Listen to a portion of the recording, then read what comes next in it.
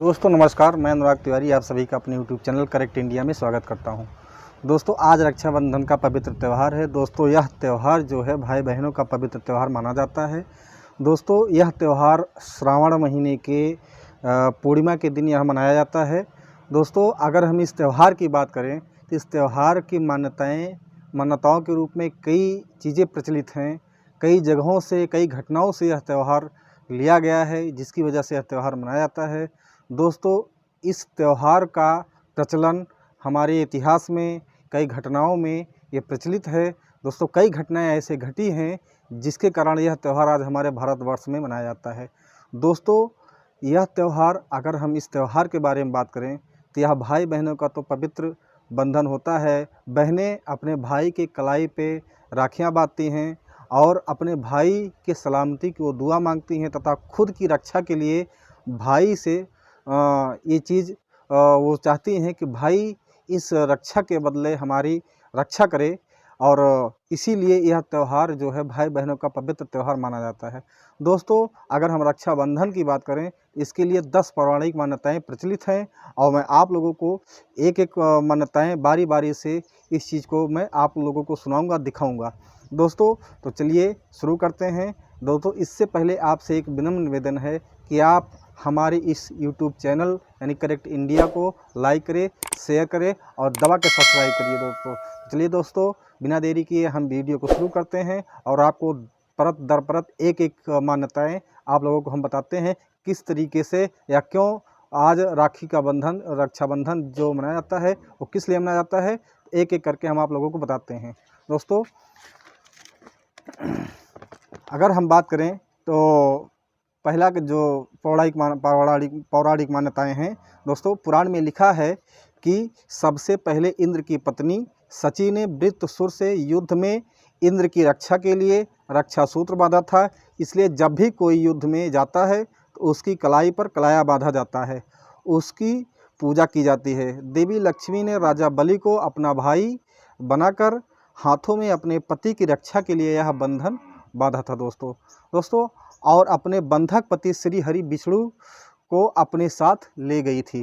दोस्तों ये तो पहली पौराणिक मान्यताएं थी। दोस्तों अब हम अगले दूसरे पौराणिक मान्यताएं की बात करते हैं और आप ध्यान से सुनिए, एक एक चीज़ पे गौर रखिए और आप कमेंट बॉक्स में इसको बताइएगा कहाँ मैं गलत बोल रहा हूँ या अगर चीज़ें सही है तो आप लोग ध्यान से सुनिए। दोस्तों दूसरी पौराणिक मान्यताएं हैं कि दूसरी कथा में हमें स्कंद पुराण, पद्म पुराण और श्रीमद् भागवत पुराण में मिलती है। कथा के अनुसार भगवान विष्णु ने आदित्य के गर्भ से वामन अवतार लिया था और ब्राह्मण के भेष में असुरराज राजा बलि के द्वार भिक्षा मांगने पहुंच गए थे। कौन पहुंच गया था? विष्णु जी राजा बलि के द्वार पहुंचे थे। चूँकि राजा बलि महान दानवीर तो थे ही, उन्होंने वचन दे दिया कि आप जो भी मांगोगे वह मैं दूंगा। भगवान ने बलि से शिक्षा में 3 पग भूमि की मांग की थी, मात्र 3 पग भूमि की बात की थी। भगवान वामन ने अपना विशाल रूप प्रकट किया। कब प्रकट किया दोस्तों? जब राजा बलि ने 3 पग भूमि देने का वादा कर दिया। तो ये सोचते थे कि ये छोटे हैं और एक एक पग मतलब 3 पग लेंगे, इसमें कुछ हमारा जाने वाला नहीं है। उनको क्या मालूम था कि नहीं, ये भगवान विष्णु ही हैं। दोस्तों अब आगे हम बताते हैं कि बलि ने तत्काल ही जैसे उन्होंने 3 पग भूमि देने का वादा किया, तुरंत भगवान वामन ने अपना विशाल रूप प्रकट किया और 2 पग में सारा आकाश, पाताल और धरती नाप लिया। फिर पूछा कि राजन आप बताइए कि तीसरा पग मैं कहाँ रखूं? तब विष्णु भक्त राजा बलि ने कहा, भगवान आप मेरे सिर पर रख लीजिए। और फिर भगवान ने राजा बलि को रसातल का राजा बनाकर अजर अमर होने का वरदान दे दिया। लेकिन बलि ने इस वरदान के साथ ही अपनी भक्ति के बल पर भगवान से रात दिन अपने सामने रहने का वचन लिया। दोस्तों यह तो दूसरी पौराणिक मान्यताएं हैं। अब तीसरी पौराणिक मान्यताएं। दोस्तों अब मैं तीसरी पौराणिक मान्यताओं की बात करता हूं। भगवान को वामन अवतार के बाद पुनः लक्ष्मी के पास जाना था, लेकिन भगवान ये वचन सुनकर देकर फंस गए और वहीं रसातल में बलि की सेवा में रहने लगे। दोस्तों उधर इस बात से माता लक्ष्मी बहुत चिंतित हो गई ऐसे में नारद जी ने माता लक्ष्मी को एक उपाय बताया। नारद जी ने माता लक्ष्मी को एक उपाय बताया। तब लक्ष्मी जी ने राजा बलि को राखी बांधकर अपना भाई बनाया और अपने पति को अपने साथ ले गई। उस दिन भी श्रावण मास की पूर्णिमा तिथि थी और तभी से यह जो है त्यौहार प्रचलन में आया। दोस्तों, अब चौथी पौराणिक मान्यताएं हैं, उसको भी आप लोग ध्यान से सुनिए। माना जाता है कि राजसूय यज्ञ के समय जब श्री कृष्ण ने शिशुपाल का वध कर दिया था, तब उनकी उंगली से खून टपक रहा था। इसे देखकर द्रौपदी ने तुरंत ही अपनी साड़ी का एक टुकड़ा फाड़कर उनकी उंगली पर बांध दिया था।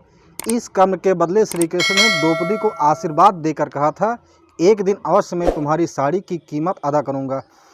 इस कर्मों की वजह से श्री कृष्ण ने द्रौपदी के चीरहरण के समय उनकी साड़ी को इस पुण्य के बदले ब्याज सहित इतना बढ़ाकर लौटा दिया कि द्रौपदी की लाज बच गई। और कहते हैं इसी के बाद रक्षाबंधन पर बहन द्वारा राखी बांधने की परंपरा की शुरुआत हुई। दोस्तों, ये तो हमारी चौथी मान्यताएं थी। अब दोस्तों हम आपको अगले यानी पांचवी पौराणिक मान्यताएं सुनाते हैं कि उससे कहाँ मतलब राखी की शुरुआत हुई थी। दोस्तों, पांचवी पौराणिक मान्यताएं हैं। उत्तर भारत में रक्षाबंधन वाले दिन अर्थात श्रावण मास की पूर्णिमा को राखी का त्यौहार मनाया जाता है, जबकि दक्षिण भारत में समुद्री क्षेत्रों में नारियल पूर्णिमा का त्यौहार मनाया जाता है। नारियल पूर्णिमा खासकर सभी मछुआरों का त्यौहार होता है। मछुआरे भी मछली पकड़ने की शुरुआत इसी दिन से भगवान इंद्र और वरुण की पूजा करने से करते हैं। पूजा के दौरान दोस्तों विधिवत रूप में केले के पत्तों को समुद्र किनारे नारियल अर्पित किए जाते हैं। इसीलिए इस राखी पूर्णिमा को वहाँ नारियल पूर्णिमा भी कहते हैं। दक्षिण भारत में यह त्यौहार समाज का हर वर्ग अपने तरीके से मनाता है।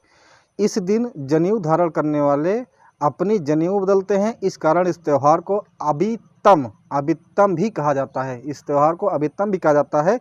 इसे श्रावणी या ऋषि तर्पण भी कहते हैं। दोस्तों, अब हम आप लोगों को अगली पौराणिक मान्यताएं यानी छठवीं पौराणिक मान्यताएं सुनाते हैं। दोस्तों, छठवीं पौराणिक मान्यताएं हैं। प्राचीन काल से ही राखी या कलावा बांधने का प्रचलन रहा है।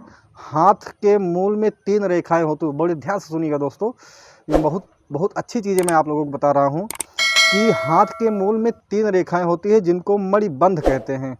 भाग्य व जीवन रेखा का उद्गम स्थल भी मणिबंध से ही होता है। इन तीनों रेखाओं में दैहिक, दैविक और त्रिभुज को देने के मुक्त करने की शक्ति रहती है। इन मणिबंधों के नाम ब्रह्मा, विष्णु, महेश है। इसी तरह शक्ति, लक्ष्मी व सरस्वती का भी यहाँ साक्षात वास होता है। दोस्तों, जब हम कलावा का मंत्र रक्षा हेतु पढ़कर कलाई में बांधते हैं तो यह 3 धागों का सूत्र त्रिदेवों व त्रिशक्तियों को समर्पित हो जाता है, जिससे रक्षा सूत्र धारण करने वाले प्राणी की सब प्रकार से रक्षा होती है। दोस्तों, यह तो हमारी छठवीं पौराणिक मान्यताएं थी। अब हम आपको 7वीं पौराणिक मान्यताओं की बात करते हैं और उसको वही आप निवेदन है कि आप बड़े ध्यान से सुनिएगा और अच्छा लगेगा तो इस वीडियो को जरूर लाइक करिए और शेयर करिए, दबा के शेयर करिए। दोस्तों, 7वीं पौराणिक मान्यता है। दोस्तों, शास्त्रों में ऐसा मत है कि मौली या राखी बांधने से त्रिदेव यानी ब्रह्मा, विष्णु व महेश तथा तीनों देवियों लक्ष्मी, पार्वती और सरस्वती की कृपा होती है। ब्रह्मा की कृपा से कीर्ति, विष्णु की कृपा से रक्षा तथा शिव की कृपा से दुर्गुणों का नाश होता है। इसी प्रकार से लक्ष्मी से धन, दुर्गा से शक्ति एवं सरस्वती की कृपा से बुद्धि प्राप्त होती है। दोस्तों, यह मौली मतलब रक्षाबंधन या राखी, मौली किसी देवी देवता के नाम पर भी बांधी जाती है, जिससे संकटों और विपत्तियों से व्यक्ति की रक्षा होती है। यह मंदिरों में मन्नत के लिए भी बांधी जाती है। ये तो हमारी 7वीं पौराणिक मान्यताएं थी। अब हम अगली पौराणिक मान्यताओं की बात करेंगे, जिसका नंबर 8वां है, यानी 8वीं पौराणिक मान्यताओं की बात करते हैं। 8वीं पौराणिक मान्यताओं में क्या लिखा है दोस्तों और क्या है, मैं उसको भी बताता हूँ। संकल्प के लिए भी रक्षा सूत्र बांधा जाता है, जिसकी राजा बलि ने 3 पग भूमि दान देने से पहले जल छोड़कर संकल्प लिया था कि मैं 3 पग भूमि दान करता हूँ। इस तरह रक्षाबंधन पर हम अपनी बहनों को उनकी रक्षा का वचन देते हैं। मौली बांधकर किए गए संकल्प का उल्लंघन यानी रक्षाबंधन का संकल्प, इसका उल्लंघन अनुचित और संकट में डालने वाला सिद्ध हो सकता है। यदि आपने राखी या मौली बांधी है तो उसकी पवित्रता का ध्यान भी रखना जरूरी है। दोस्तों, ये तो हमारी 8वीं पौराणिक मान्यताएं थी।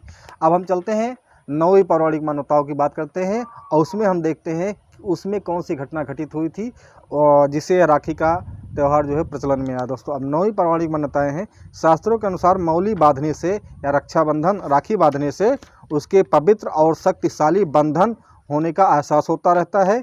इससे मन में शांति और पवित्रता बनी रहती है। व्यक्ति के मन मस्तिष्क में बुरे विचार नहीं आते और वह गलत रास्तों पर नहीं भटकता। कई मौक़ों पर दोस्तों इससे व्यक्ति गलत कार्य करने से बच जाता है। ये तो हमारी नौवीं पौराणिक मान्यताएँ थी। अब हम चलते हैं लास्ट पौराणिक मान्यताओं की बात करते हैं, उसको भी ध्यान से सुनिए। 10वें पौराणिक मान्यताओं में लिखा है और कहा गया है, महाभारत में भी रक्षाबंधन के पर्व का उल्लेख है। जब युधिष्ठिर ने भगवान से पूछा कि मैं सभी संकटों से कैसे पार कर सकता हूँ, तब कृष्ण ने उनकी तथा उनकी सेना की रक्षा के लिए राखी का त्यौहार मनाने की सलाह दी थी और कहा था कि आप इसको धूमधाम से मनाइए, जिससे अपने अंदर भाईचारे की भावना जगेगी और भाईचारे की भावना के कारण यह युद्ध टल भी सकता है और अंदर जो है एक भ्रातृत्व प्रेम की भावना जगेगी, जिससे जो है इंसान दुष्टता नहीं करता है। वह जो है उसके अंदर गंदगी जो है जो जमी रहती है वह भी आसानी से निकल जाता है। दोस्तों ये रक्षाबंधन के 10 पौराणिक मान्यताएं थी जिसको हम आपके समक्ष प्रस्तुत किए। अगर अब निवेदन है कि अगर यह वीडियो आपको अच्छी लगी हो इसको दबा के लाइक करिए, शेयर करिए, सब्सक्राइब करिए। दोस्तों आज के लिए बस इतना ही। अब हमें यानी अनुराग तिवारी को दीजिए इजाज़त। फिर मिलते हैं अगले नेक्स्ट वीडियो में। तब तक के लिए जय हिंद, जय भारत।